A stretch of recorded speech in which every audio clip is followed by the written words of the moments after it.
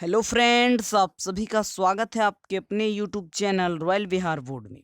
आज के इस वीडियो में अम्ल क्षारक तथा लवण से संबंधित इसके काफ़ी ही महत्वपूर्ण 20 ऑब्जेक्टिव प्रश्न हम आपको बताएंगे। और ये जो 20 ऑब्जेक्टिव प्रश्न हैं ये बोर्ड परीक्षाओं में बार बार पूछे जाते हैं। तो प्लीज़ आप लोग एक भी प्रश्न स्किप मत कीजिएगा और वीडियो को शुरू से लेकर अंत तक देखिएगा। और इस 20 ऑब्जेक्टिव प्रश्न में से जो भी प्रश्न आपको याद ना हो तो उसको आप लोग याद कर लीजिएगा, समझ गए? क्योंकि काफ़ी ही महत्वपूर्ण ये 20 ऑब्जेक्टिव प्रश्न हैं, समझ गए?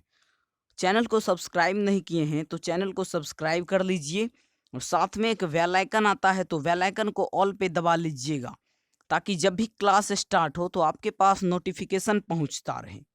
ये क्लास डेली सुबह 7 बजे और शाम 7 बजे स्टार्ट हो जाता है, तो रोज़ 7 बजे आप लोग हमसे जुड़कर अपना क्लास कर सकते हैं, समझ गए? यदि आप लोगों को इसका पीडीएफ चाहिए, पीडीएफ प्राप्त करने के लिए आप लोग रॉयल विहार बोर्ड का टेलीग्राम ज्वाइन कर लीजिए, समझ गए? टेलीग्राम में जाइएगा, वहाँ पे सर्च कीजिएगा रॉयल विहार बोर्ड, वहाँ पे आपको रॉयल विहार बोर्ड का लोगो दिख जाएगा। वहाँ से आप लोग जाके रॉयल विहार बोर्ड का टेलीग्राम ज्वाइन कर लीजिए, समझ गए? बिल्कुल फ्री में आपको वहाँ पे पीडीएफ मिल जाएगा। अन्य वीडियो में जितने भी क्वेश्चंस करवाए हैं उनका भी पीडीएफ आपको मिल जाएगा, समझ गए? और ये इसका पार्ट 4 वीडियो है। पार्ट 1, पार्ट 2 और पार्ट 3 वीडियो यदि आप लोग अभी तक नहीं देखे हैं तो जाकर देख लीजिए, डिस्क्रिप्शन में लिंक दे दिया गया है, समझ गए? वहाँ से आप लोग जाके पार्ट 1, पार्ट 2 और पार्ट 3 वीडियो देख लीजिए। काफ़ी ही महत्वपूर्ण प्रश्न बताए गए हैं, समझ गए, सभी वीडियोज़ में। आज का सीरीज भी काफ़ी महत्वपूर्ण होने वाला है। आपके बोर्ड एग्जाम में लगभग 10 बार से ज़्यादा बार क्वेश्चंस पूछा जा चुका होगा, समझ गए? तो आइए शुरू करते हैं पहले नंबर प्रश्न से। पहला नंबर प्रश्न देख लीजिए क्या कह रहा है कि निम्नलिखित में कौन अम्लीय ऑक्साइड है?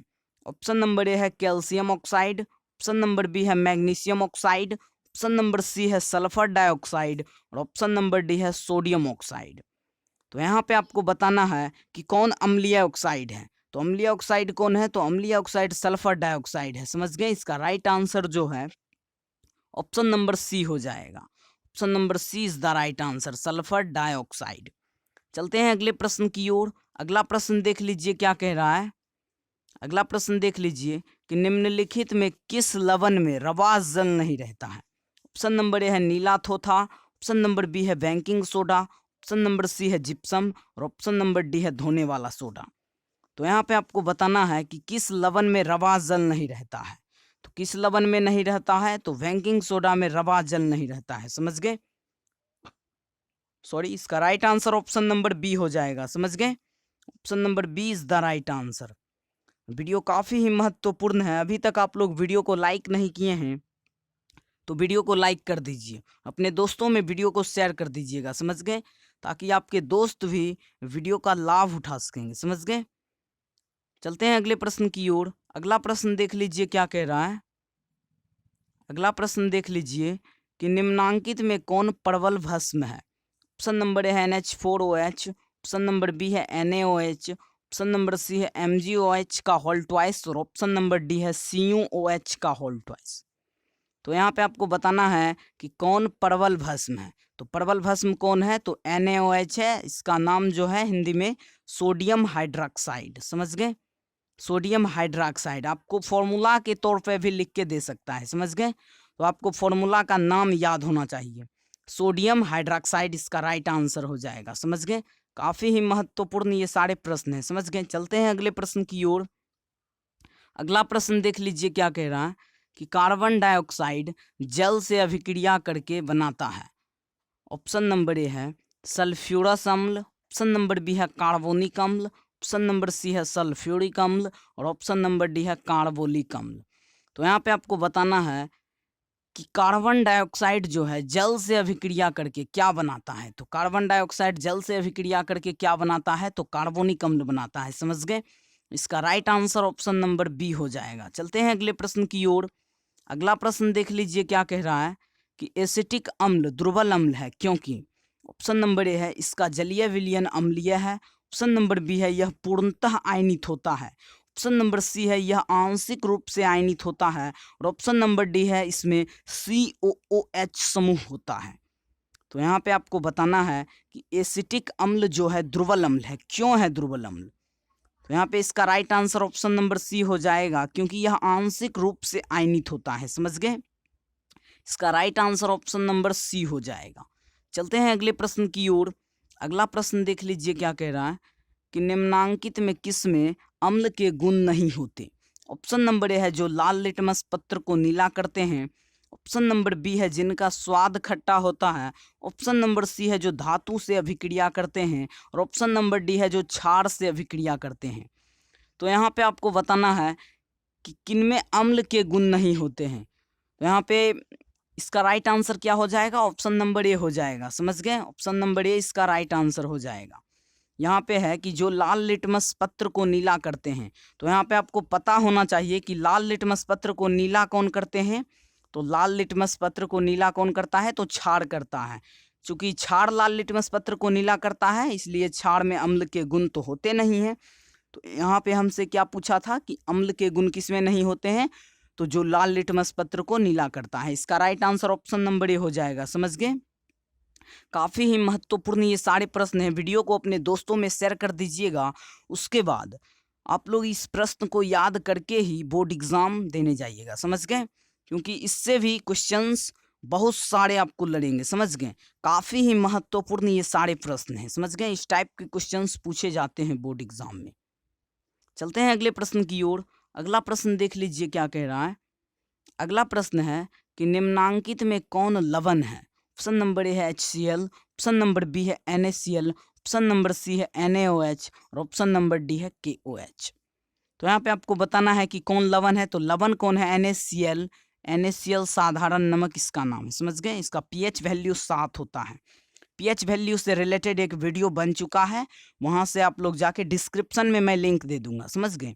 वहाँ से आप लोग जाके pH वैल्यू वाला वीडियो देख लीजिए। pH वैल्यू से रिलेटेड 4-5 नंबर के प्रश्न आते हैं। समझ गए? चलते हैं अगले प्रश्न की ओर। अगला प्रश्न देख लीजिए क्या कह रहा है कि निम्नांकित में कौन एक अम्ल है? ऑप्शन नंबर है Na2O, ऑप्शन नंबर बी है CaOH का whole twice, option number C है CO और ऑप्शन नंबर डी है HNO3। तो यहाँ पे आपको बताना है कि कौन एक अम्ल है। कौन एक अम्ल है? तो यहाँ पे इसका right answer option number D हो जाएगा, HNO3। HNO3 का अब आपको नाम पता होना चाहिए। इसका नाम जो है नाइट्रिक अम्ल होता है। समझ गए? नाम नहीं पता होगा तो आप लोग आंसर को भी नहीं लिख पाइएगा। समझ गए? इसका राइट आंसर क्या हो जाएगा? Option number D. चलते हैं अगले प्रश्न की ओर। अगला प्रश्न देख लीजिए क्या कह रहा है कि निम्नांकित में कौन भस्म नहीं है? भस्म नहीं है। समझ गए? ऑप्शन नंबर ए है KOH, ऑप्शन नंबर बी है ZNO, ऑप्शन नंबर सी है ALOH का होल थ्राइस। समझ गए? ऑप्शन नंबर डी है NaCl। तो यहाँ पे आपको बताना है कि कौन लवण भस्म नहीं है। तो भस्म कौन नहीं है? तो NaCl नहीं है। NaCl क्या है? तो NaCl नमक है। NaCl जो है ये लवण है। समझ गए? तो भस्म नहीं है। इसका right answer option number D हो जाएगा। चलते हैं अगले प्रश्न की ओर। अगला प्रश्न देख लीजिए क्या कह रहा है कि इमली में कौन सा अम्ल होता है? ऑप्शन नंबर ए है सिट्रिक अम्ल, ऑप्शन नंबर बी है टार्टरिक अम्ल, ऑप्शन नंबर सी है एसिटिक अम्ल और ऑप्शन नंबर डी है ऑक्जेलिक अम्ल। तो यहाँ पे आपको बताना है कि इमली में कौन सा अम्ल होता है। तो इमली में कौन सा अम्ल होता है? तो इमली में टार्टरिक अम्ल होता है। समझ गए? इसका right answer option number B हो जाएगा। चलते हैं अगले प्रश्न की ओर। अगला प्रश्न देख लीजिए क्या कह रहा है। अगला प्रश्न देख लीजिए क्या कह रहा है कि बैटरी अम्ल है। बैटरी अम्ल क्या है? ऑप्शन नंबर ए है सांद्र H2SO4, ऑप्शन नंबर बी है सांद्र HNO3, ऑप्शन नंबर सी है सांद्र HCl और ऑप्शन नंबर डी है इनमें से कोई नहीं। तो यहाँ पे आपको बताना है कि बैटरी अम्ल क्या है। तो बैटरी अम्ल क्या है? तो बैटरी अम्ल सांद्र H2SO4 है। समझ गए? इसका right answer option number A हो जाएगा। चलते हैं अगले प्रश्न की ओर। अगला प्रश्न देख लीजिए क्या कह रहा है कि शुद्ध जल का pH मान 25 डिग्री सेल्सियस पर निम्नलिखित में किसके करीब होगा? ऑप्शन नंबर ए है 0, ऑप्शन नंबर बी है 7, ऑप्शन नंबर सी है 2 और ऑप्शन नंबर डी है 9। तो यहाँ पे आपको बताना है कि शुद्ध जल का pH मान 25 डिग्री सेल्सियस पर किसके करीब होगा। तो शुद्ध जल का pH मान, शुद्ध जल जो होता है हमारा ठंडा, जो प्योर शुद्ध जल होता है उसका pH मान 7 होता है। और यदि आप लोग उसको गर्म कीजिएगा तो उसका pH मान में परिवर्तन हो जाएगा क्या? तो पीएच मान में परिवर्तन नहीं होता है। समझ गए? इसका राइट आंसर क्या हो जाएगा? ऑप्शन नंबर बी है 7। समझ गए? पीएच वैल्यू उसका 7 ही होगा। चलते हैं अगले प्रश्न की ओर। अगला प्रश्न देख लीजिए क्या कह रहा है कि निम्नलिखित में कौन धातु HCl या NaOH विलयन से अभिक्रिया कर हाइड्रोजन गैस मुक्त करता है? ऑप्शन नंबर ए है Fe। Fe का मतलब लोहा होता है। समझ गए? ऑप्शन नंबर बी है Zn। Zn का मतलब जिंक होता है। ऑप्शन नंबर सी है Sn। Sn का मतलब टीन होता है। और ऑप्शन नंबर डी है Mg। Mg का मतलब मैग्नीशियम होता है। आप लोग 30 तक पीरियोडिक टेबल का जो 30 तक होता है वो आप लोग याद कर लीजिए। समझ गए?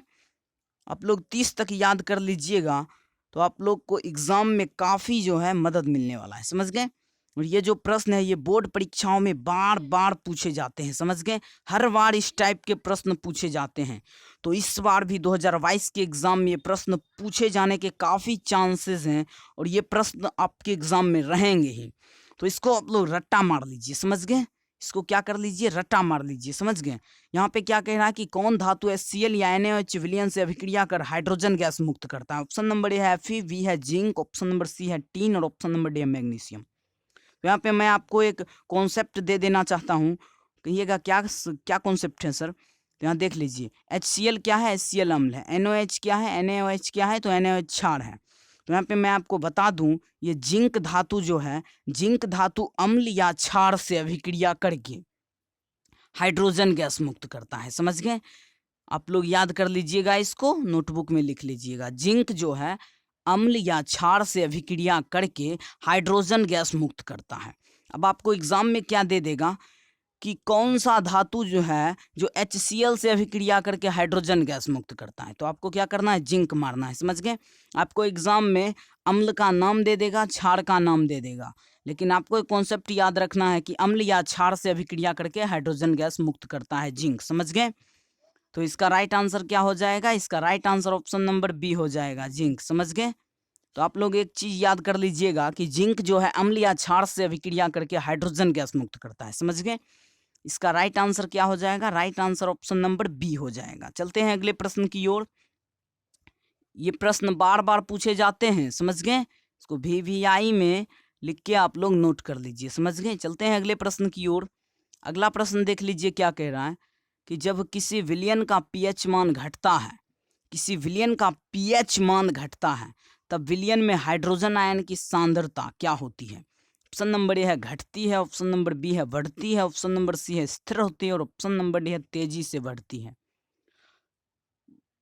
तो यहाँ पे आपको क्या बताना है, किसी विलयन का जब pH मान घटाइएगा, विलयन में हाइड्रोजन आयन की सांद्रता क्या होगी? तो सांद्रता क्या होगी? तो बढ़ जाएगी। समझ गए? इसका right answer option number B हो जाएगा।